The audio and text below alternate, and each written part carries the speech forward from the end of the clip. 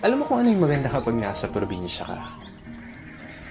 Yung parang sobrang layo mo sa problema. Yung manghuni ng ibon, sariwang hangin, na kahit sobrang bigat ng pakiramdam mo, kapag naranasan mo tong mga to, biglang mawawala na lang. Yung magagandang tanawin, tapos yung palaya na ginawa niyong palaruan ng mga kaibigan mo. Sarap talaga mumuhay sa probinsya, no? Yung para talagang napakalayo mo sa problema. Yung parang napakalayo mo sa malupit na sistema ng mundo. Na kapag nasa probinsya ka, mararamdaman mo talaga yung halaga ng sarili mo kesa sa iba. At mapapasabi ka na lang na there's no place like home or like probinsya. At ikaw na nanonood nito ngayon, masaya ako at naparamdam ko sa'yo ang pamumuhay sa isang probinsya.